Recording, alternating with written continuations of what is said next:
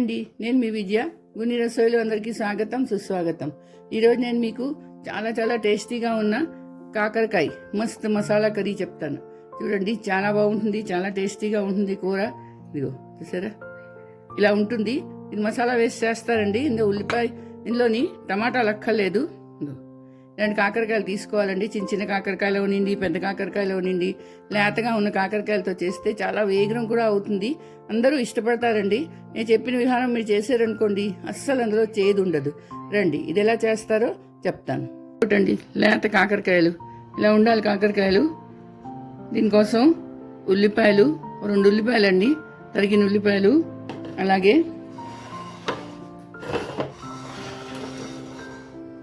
ఉప్పు, పసుపు, కారం, amchur dry mango powder, garam masala, తర్వాత ధనియాల పౌడరు, ఇంకా కొంచెం ఎండు మసాలాలండి. ఇవి లవంగ్, దాల్చిని, ఇలాచీ, తేజ్పత్తి, ఇంకా పెద్ద ఇలాచీ, అలాగే వెల్లుల్లిపాయలు, అల్లం. ఇవేనండి కావాలి. కొంచెం నూనె. రండి, ఇది ఎలా చేస్తారో చెప్తాను. ఇప్పుడు దీన్ని తొక్క తీసుకోవాలి. ఇలా మీద మీద తొక్క తీసేయాలండి, మరీ కింద వరకు కాదు. ఇదిగో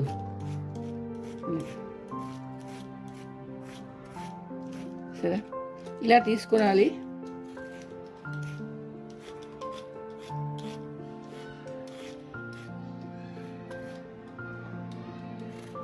తొక్కున్నాడు అనుకోండి, తొక్కుంటే చేదు అయిపోతుంది. అందుకని చూడండి, తొక్క తీసేసాను. ఇగో ఇప్పుడు ఇలా ముక్కలు కోసేసుకోవాలి. రౌండ్గా ముక్కలు కోసుకోవాలండి. ఇలా ఇంత రౌండ్ ముక్కలు కోసుకోవాలి. పెద్దదైతే మధ్య నుంచి చీల్చుకోండి. ఇలాగా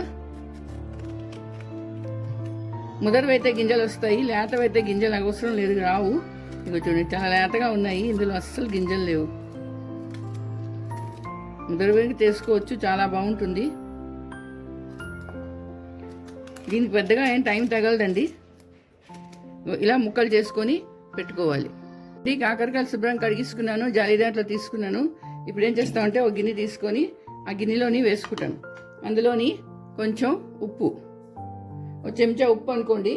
ఇందాక చెప్పడం మర్చిపోయాను. ఇదిగో చింతపండు, కొంచెం చింతపండు, అలాగే కొంచెం పసుపు, ఇది వేస్తామండి. వేసి గ్లాసు నీళ్ళు పోసుకొని దీన్ని ఉడికించుకోవాలి. సరే, గ్యాస్ ఆన్ చేసుకున్నాను. దాని మీద ఇది కాకరకాయలు వేసుకొని కొంచెం ఉడికించుకోవాలి. ఈలోగా కాకరకాయలు ఉడుకుతున్నాయి. ఈలోగా ఏం చేస్తానంటే ఒక మిక్సీ జార్ తీసుకున్నాను. అందులోని ఉల్లిపాయలు,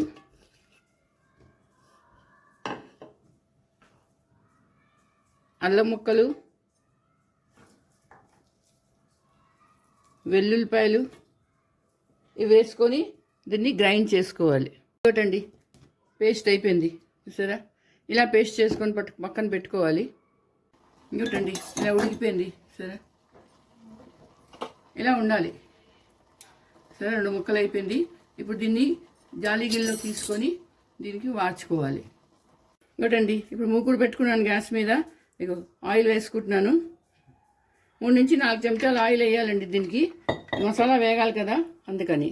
ఇప్పుడు ఏం చేస్తామంటే ముందుగా బిర్యానీ ఆకు, అలాగే పెద్ద యాలకు, దాల్చిని, చిన్న యాలకులు, లవంగాలు ఇవి వేసుకోవాలి. వేసుకొని ఇవి వేయించుకోవాలి. ఇప్పుడు ఏం చేస్తామంటే ఇదిగో ఉల్లిపాయలు, గ్రైండ్ చేసిన ఉల్లిపాయలు వేసుకొని వేయించుకోవాలి.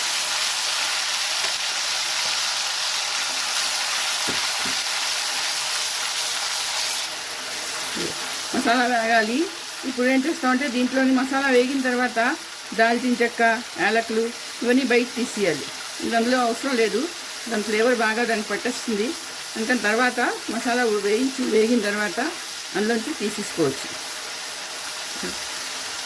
మసాలా వేగుతున్నప్పుడే కొంచెం ఉప్పు, కొంచెం పసుపు, డ్రై మ్యాంగో పౌడర్. ఇందులో టమాటాలు వేయట్లేదు, అందుకని కొంచెం డ్రై మ్యాంగో పౌడరు, అలాగే కారం, మనకి ఎంత కారం అంటే అంత వేసుకోవచ్చు. గరం మసాలా,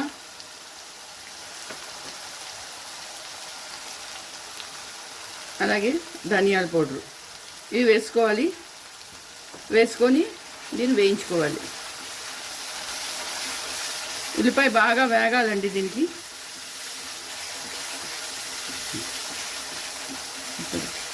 కలర్ కూడా మారుతున్నది చూడండి, గోల్డెన్ బ్రౌన్ అయిపోతుంది. మసాలా వేగిందని ఎలా తెలుస్తుందంటే మనకి నూనె బయట వదిలేస్తుందండి మసాలా వేగిన తర్వాత. అంతవరకు ఇది కొంచెం వేయించుకోవాలి, అంటే ఉల్లిపాయ పచ్చివాసన పోయే వరకు వేయించుకోవాలి. మసాలా వేగింది, కొంచెం ఇంకా వేగాలి. కానీ ఇంత వేగిన తర్వాత ఈ కాకరకాయ నేను ఉడకపెట్టుకొని వార్చుకున్నాను కదా, ఇది ఇందులో వేసేయాలి.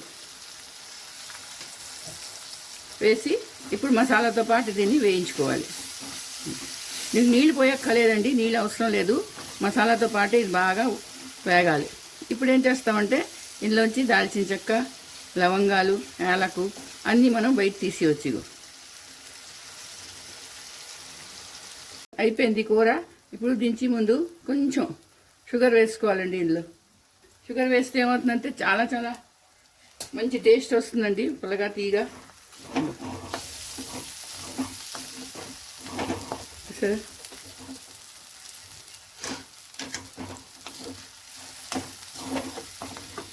ఒక మాట హై చేయాలి. హై చేసేసి దీన్ని బౌల్లోకి తీసుకుందాం. ఇగో చూడండి, మసాలాతో పాటు ఎంత మంచి వాసన వేస్తున్నారు, గుమగుమలాడిపోతున్నదండి వాసన.